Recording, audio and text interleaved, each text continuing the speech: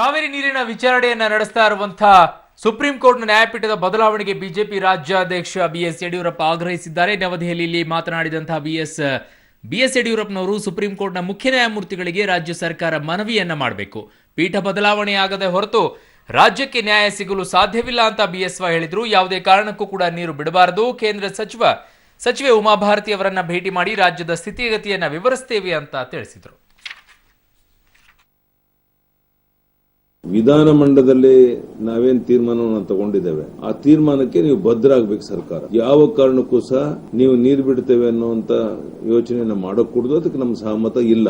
ಈಗಿರುವಂತ ಈ ಬೆಂಚ್ ಮುಂದೆ ನಾವು ಹೋಗಕ್ ಸಾಧ್ಯ ಇಲ್ಲ ಅನ್ನೋದನ್ನ ಇವತ್ತೇ ಸ್ಪಷ್ಟ ಮಾಡಿ ನಾಳೆನೆ ಸುಪ್ರೀಂ ಕೋರ್ಟ್ ಮುಂದೆ ಹೇಳಿ. ನೀವು ಉಮಾಭಾರತಿ ಅವರನ್ನ ಭೇಟಿ ಮಾಡ್ತಾ ಇದ್ದೇವೆ. ನಮ್ಮ ನದಿ ಕಾವೇರಿ ಜಲಾಶಯದ ಸ್ಥಿತಿಗತಿಗಳೇನು, ಕುಡಿಯೋ ನೀರಿನ ಹಾಹಾಕಾರ ಇದೆ, ಅವರು ಮುಂದಿನ ಬೆಳೆಗೆ ನೀರು ಕೇಳ್ತಿರುವಂತ ಒಂದು ಸಂದರ್ಭ ಎಷ್ಟು ಮಟ್ಟಿಗೆ ಸರಿ. ಉಮಾಭಾರತಿ ಸಮಯ ಕೊಟ್ಟ ತಕ್ಷಣ ಹೋಗಿ ನಮ್ಮ ರಾಜ್ಯದ ಸ್ಥಿತಿಗತಿಗಳು, ಕುಡಿಯೋ ನೀರಿನ ಹಾಹಾಕಾರ ಇರುವಂತಹದ್ದು, ಬರಗಾಲ ಇರುವಂತಹದ್ದು ನೀರಾವರಿ ಸಚಿವರ ಗಮನಕ್ಕೂ ಸಹ ಇನ್ನೊಮ್ಮೆ ತರುವಂತ ಪ್ರಯತ್ನ ಮಾಡ್ತಾ ಇದ್ದೇವೆ. ಕಳೆದ 3-4 ದಿವಸದಿಂದ ನಿರಂತರವಾಗಿ ಸದಾನಂದ ಗೌಡರು ಮತ್ತೆ ಅನಂತಕುಮಾರ್ ಉಳಿದೆಲ್ಲ ಪ್ರಮುಖರು ನೀರಾವರಿ ಸಚಿವರನ್ನ ಮತ್ತೆ ಉಳಿದಂತಹ ಪ್ರಮುಖರನ್ನ ಡೆಲ್ಲಿನಲ್ಲಿ ಭೇಟಿ ಮಾಡಿ ಅವರ ಮನವೊಲಿಸಿ ಇದೆಲ್ಲದರ ಪರಿಣಾಮನೇ ನಮ್ಮ ಮೋಹನ್ ರೋಟಗಿ ಅವರು ಇವತ್ತು ಸುಪ್ರೀಂ ಕೋರ್ಟ್ ಮುಂದೆ ನಾವು ಮಾತುಕತೆಗೆ ಮಧ್ಯಪ್ರವೇಶ ಮಾಡ್ತೇವೆ ಅನ್ನುವಂತ ಸಲಹೆ ಸುಪ್ರೀಂ ಕೋರ್ಟ್ ಕೊಟ್ಟ ಮೇಲೆ ಅದಕ್ಕೆ ಒಪ್ಪಿಗೆಯನ್ನ ಕೊಟ್ಟಿರುವಂತದ್ದು. ಮತ್ತೆ ಅದರಂತೆ ನಾವು ಗಟ್ಟಿಯಾಗಿ ರಾಜ್ಯ ಸರ್ಕಾರದ ಪರವಾಗಿ ನಿಲ್ತೇವೆ. ನೀರಂತೂ ಬಿಡುವಂತ ಪರಿಸ್ಥಿತಿ ನಾವಿಲ್ಲ.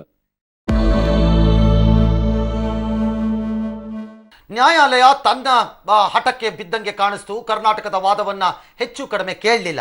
ಒಂದು ಸಣ್ಣ ರಿಲೀಫ್ ಅನ್ನ ಕೊಡ್ತು. ಅದು ಕೇಂದ್ರ ಸರ್ಕಾರದ ಮಧ್ಯಪ್ರವೇಶದ ರೀತಿಯಲ್ಲಿ. ನೋಡೋಣ ಏನಾಗಿದೆ ಅಂತ. ಮತ್ತೆ ಅನ್ಯಾಯವಂತೂ ಆಯಿತು.